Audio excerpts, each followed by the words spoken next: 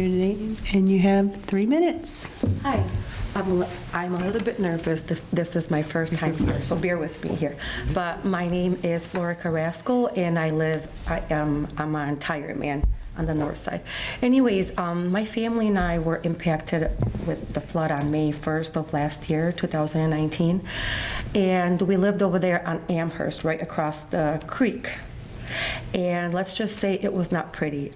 We were supposed to be rescued by boats, but instead my family of 8, my youngest being at that time 4, and my oldest was 13, we had to get rescued by firefighters, but jumping fences because the current was high, just a lot of things that we've been through. So anyways, long story short, we had to move, not because we wanted to, but we were forced. Lee Gavin has, I think Lee Gavin dealt with me so many times that he probably was like sick of like seeing me. But anyways, we were forced by my landlord to move because he was selling the house. He was frustrated, as every other homeowner probably. So long story short, it took us about 6 months to find the house that we live in now, which is on the north end. We thought we weren't going to flood, but yesterday I found out that our sewage was backing up in the basement. It brought back emotions, like from the old Amherst house. Anyway, so long story short, I am not here to bash anybody. I'm not here to, that's not my character. But what I do want to say is, I want to ask the mayor something, if that's okay with you. Sure, you can ask them through me. Since day 1 of the flood, again, Lee Gavin and his, what's the other lady from the city? Christina yes. Laszlo? Yes, Laszlo. She's familiar with me, and they've assisted me great. Like, they helped me from day 1. But one complaint I really want to make is about the mayor. Since day 1, I had been trying to get in touch with the mayor myself through phone calls. I even came up here with my 4-year-old on my hip to talk to him. And when I came up here to talk to him, his secretary was telling me, well, in order to talk to him, you have to go on an appointment list, yada, yada, yada, which I was doing. The mayor was literally like a couple of feet away from me, and he was hearing all this. I kid you not, he shut the door on me. He honestly shut the door. Not only was I, going through the emotions, and all of that stuff, but and that flood hit us at the worst moment. And I lived at the house on Amherst for 5.5 years. And since I was there, never have and I was always told, I've never seen anybody clean out the debris in front of my driveway. I have 2 sewers. Never seen anybody clean them out. Never seen anybody inspect the creek right across the street from us. I seen the sweeper, I'm not gonna lie, a handful of times, but only to sweep the debris and garbage and leaves in the sewer. But who's supposed to dig down there and clean? I think that at least once a month, maybe, every 6 months probably, somebody, needs to be hired to look at the creek, to, remove all the toxic, debris from the creek and clean out the sewers and stuff like that. But again, Mayor, that wasn't very nice of you. I did not meaningfully do that, but I will tell you that when I'm in my office, particularly if I'm talking to an attorney or sometimes to another resident, the discussion that takes place where the secretary is and where Lee's is, it becomes difficult for me to listen. So I closed the door in order to have that conversation on the phone. It was not, I don't remember you, I do not remember the conversation, but oftentimes it becomes very difficult for me to listen to that phone conversation, or sometimes if you had come in the office, it's very likely if somebody else had come in, I would have closed the door so I could pay attention to you. I totally understand, and I empathize with everybody, but you were alone. You were not on a phone call. Nobody was there with you. You literally were standing by your desk, just flipping through papers, hearing me, and you shut the door like I didn't matter. Yeah, I think that I'm pretty sure I had either a conversation with an attorney that particular day, Well, you say no, I but... remember like it was yesterday because once Well, I somebody's feelings are apologize hurt, that you got insulted. It was not intended, but I will once tell you. somebody's feelings are hurt, they won't forget that hurt. Okay. I That's all I apologize. have to say. Thank you.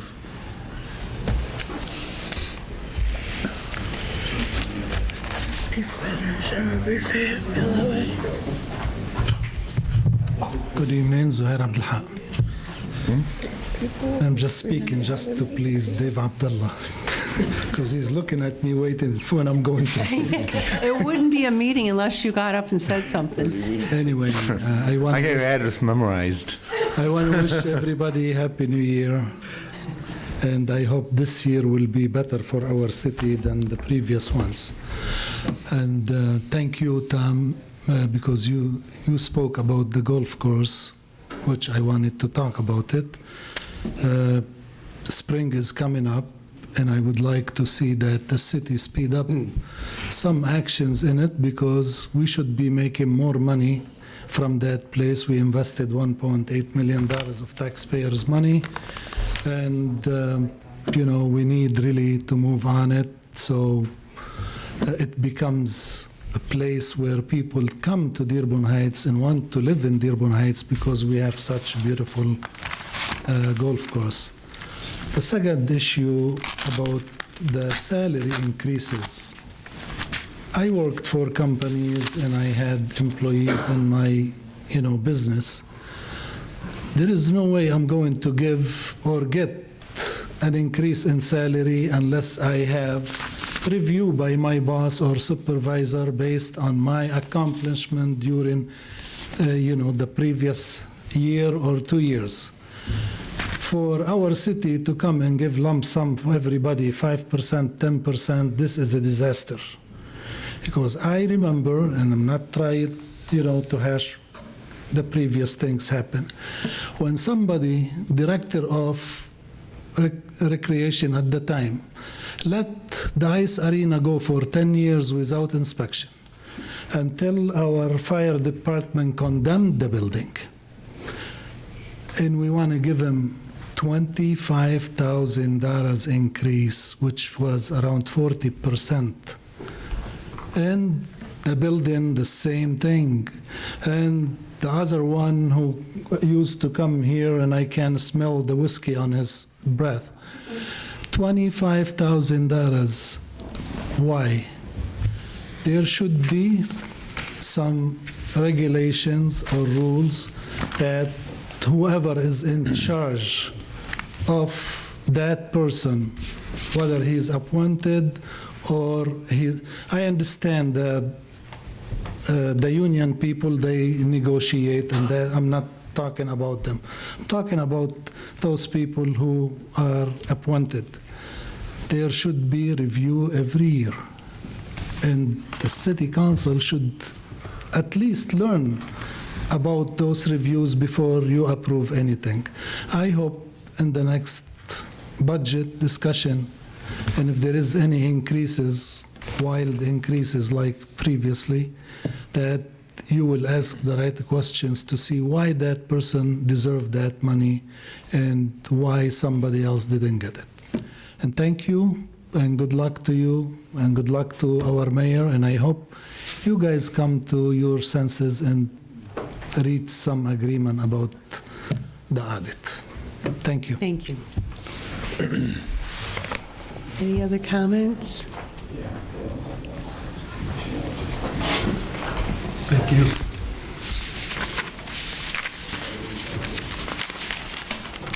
Good evening, ladies and gentlemen. Evening. Jamal Bazzi, Dearborn Heights resident, Dock Stater Street. Tonight's council meeting is our first meeting for the year 2020. I wanted to take a few minutes to say a few words from the heart to our great city officials. Ladies and gentlemen, may the year 2020 be a year that is full of achievements and prosperity. Continue to work together for a stronger Dearborn Heights and avoid any negative opinions that will give our great city a negative reputation. Also, as a proud resident for sorry.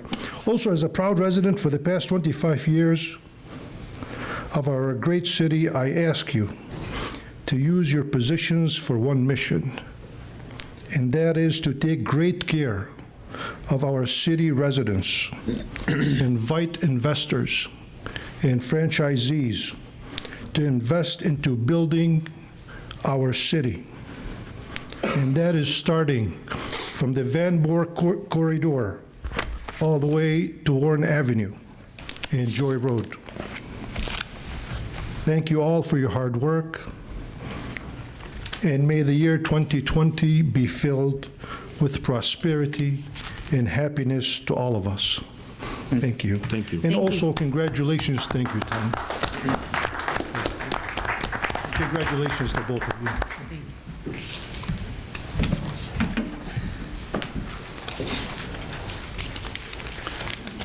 I just want to say a couple things in the comment section as well. Nancy Breyer, Colgate Street. And first of all, we've been more respectful tonight than we've been in over a year, and I really appreciate that. Also, the people watching will. And as far as the creek goes, there is a book in the library. I checked it out at Carolyn Kennedy that refers to the problems when it was a different River Rouge and some of the other waterways in the area, and the Ecorse Creek was mentioned back in 1860. And it had issues at that time. The Native Americans drenched deep and wide, but we have had issues for about 140 years now, maybe 160.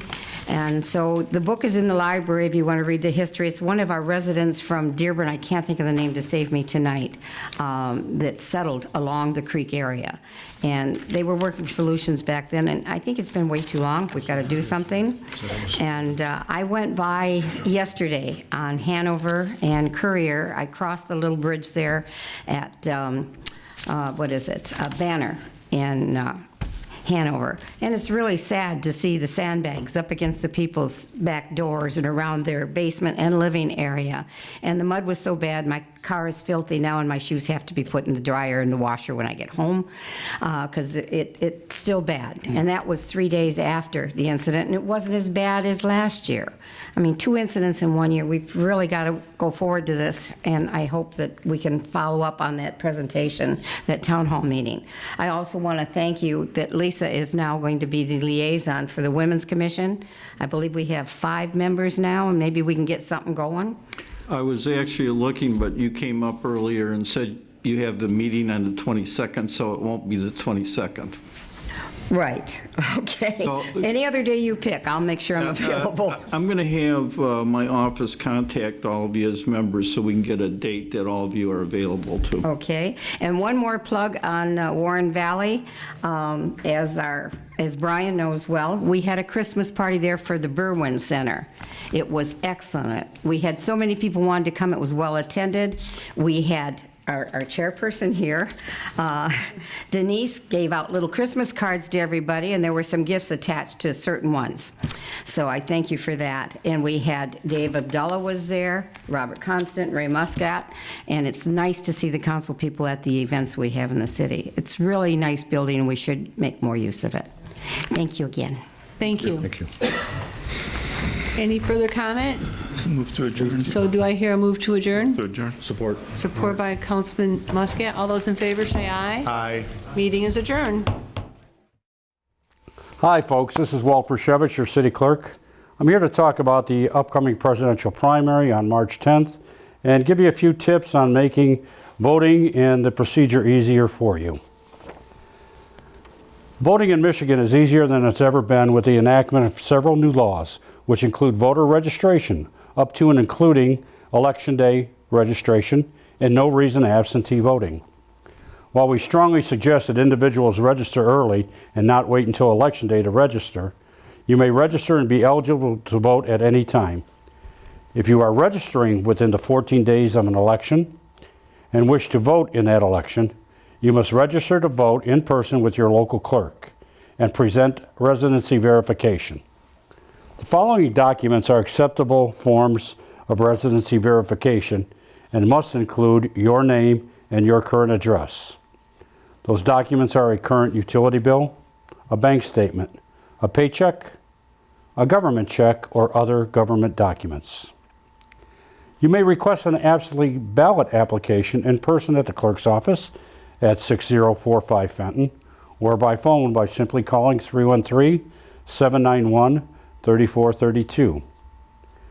Any voter can receive an absentee ballot 45 days prior to the election and has until 8 p.m. on election night to return that ballot.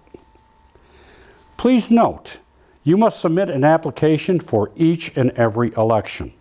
The clerk's office does not automatically send ballots without an application. We have to do this so we know that you're still a City of Dearborn Heights resident. We verify your signature each and every election to make sure that it is really you that asked for that ballot and we're not sending it to someone who is not you. You can also request to be placed on a permanent absentee list, and you will be sent an application, not a ballot, for each subsequent election. You must fill out that application for each and every election to receive that ballot. Application for the presidential primary is a little bit different than the ones you're usually accustomed to. For this election, you must designate a Democratic Party, a Republican Party, or a ballot without a presidential primary, which would be a proposal ballot only. This is state law, folks. We are bound by state law. And I know some people are unhappy about having to designate a certain party in this primary. You still must do that in order to receive a ballot. You can also receive a ballot without either the Democratic or the Republican presidential candidates, and that would be a proposal ballot. And on this election, we have a countywide proposal, and we have a school board proposal in Crestwood and a school board proposal in Westwood. If you're not happy with having to designate a party, I strongly suggest that you contact your state senator or state representative, as those are the people who make and enact the laws. A very important website is the Michigan Voter Information Center. On that website, it's michigan.gov/vote. On that website, you could view your sample ballot, find out if you are indeed registered to vote, find your polling location, and track your absentee ballot. When you get to that website, you can find out if you are registered and the other information by searching either by your name or by driver's license. Once you have put in the required information, you can find out if you were issued a ballot, if you even applied for an absentee ballot, or if you received your ballot. You can also find out your polling location, your polling hours, information regarding our local clerk's office, our hours, and your voting district information, such as who your state representative is, your state senator, your U.S. representative. So that's a very important website to use to track your ballot and find out more about elections.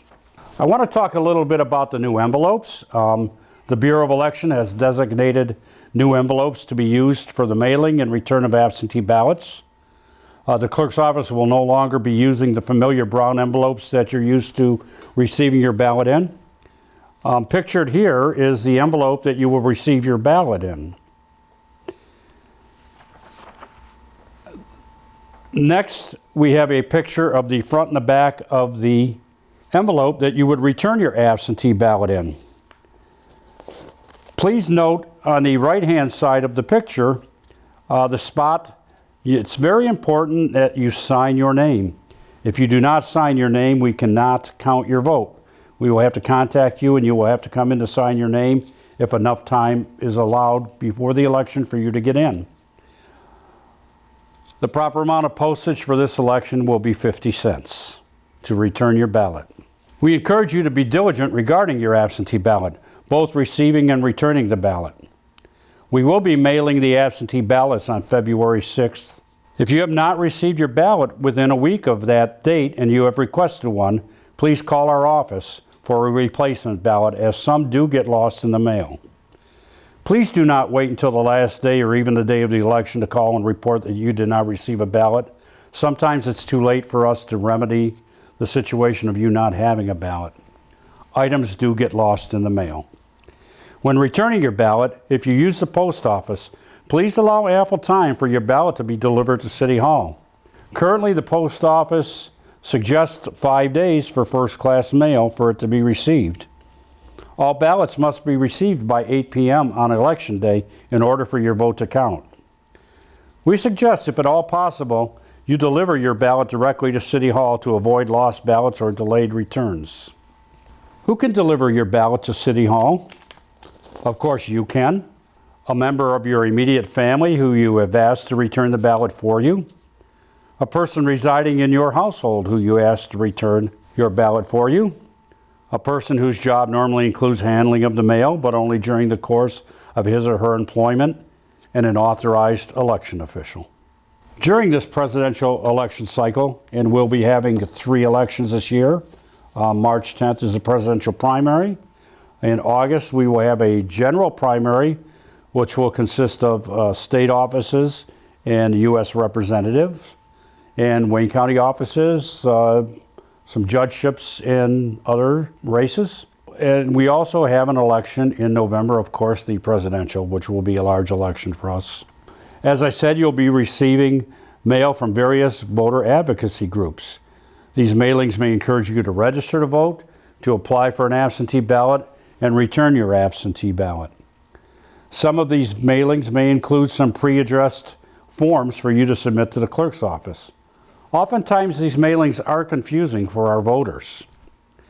Please know that if you have filled out and returned the absentee application shown on the screen now, the one that we normally send you, it's not necessary to send in an additional application to receive your ballot.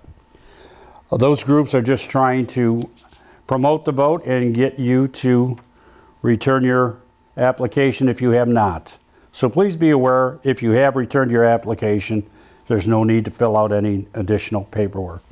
I encourage you, if you have further questions, to visit the election page of the Dearborn Heights City website. On the slide now is the top part of our elections page.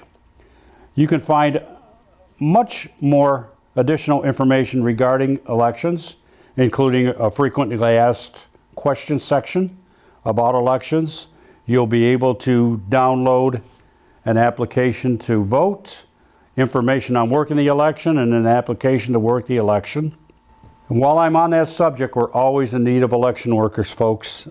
We would like to get 8 election workers for the presidential election at each poll in order to minimize the wait, keep the traffic down, and have our voters vote in a orderly and quick fashion. Without the proper amount of workers, we will not be able to process and handle the many people who are going to want to vote. So please consider working the elections for us. It's a long day, we understand that. It starts about 6 o'clock in the morning and ends after the polls close at 8 o'clock and all the closing work is done and the equipment is put away. We desperately need help. We do pay. Right now the pay is being reviewed, but we're currently paying $130 for the day. We will train you on the computer, and that's an additional $20 to be trained on the computer. And you would attend a meeting the week before the election to review election law and procedures, and that would pay $30. So we would welcome and encourage you to join our group of poll workers. Finally, if you have any additional questions or concerns that I have not addressed here or is not addressed on our website, please feel free to call the city clerk's office. Our phone number is 791-3432.